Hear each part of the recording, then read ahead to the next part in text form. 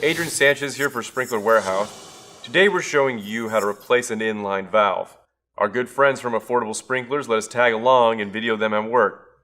Let's get started.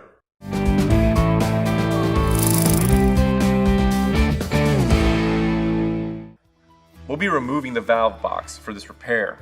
As you can see, there's a leak, so there's a lot of mud. This valve was glued in, so we're also going to have to cut it out. Now Mike is using a ratcheting pipe cutter to cut out the valve. That leaves a nice, clean, smooth cut.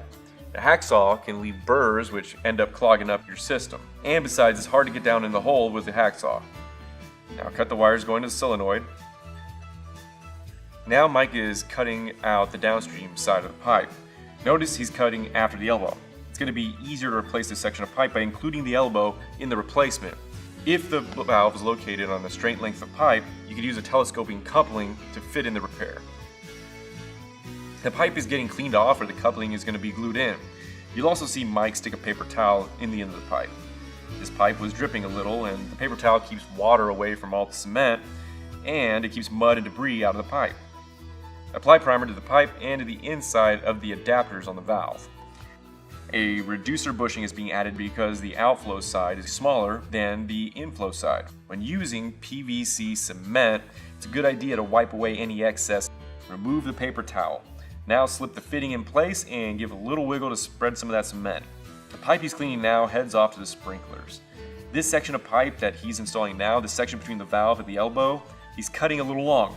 Now what he's doing is he's overlapping the pipe so he can cut off the excess and get a very accurate fit. Now if he had tried to measure the distance and came up a little short, he'd have to redo the whole pipe coming out of the valve. Cutting off that excess, notice the corners of the two pipes are touching. This is going to ensure a good fit for that elbow.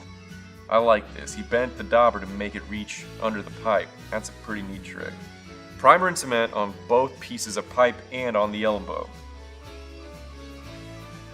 Now he's flexing the pipe out, popping the elbow on, and perfect fit. Strip the ends of the wire and twist the solenoid wire to the lead and add a waterproof silicone-filled wire connector. And it doesn't matter which color goes to which wire. Ta-da!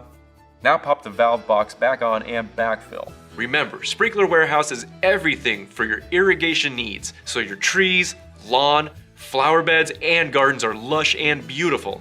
And if you have any questions about any of our products, chat with one of our superb customer service agents on sprinklerwarehouse.com.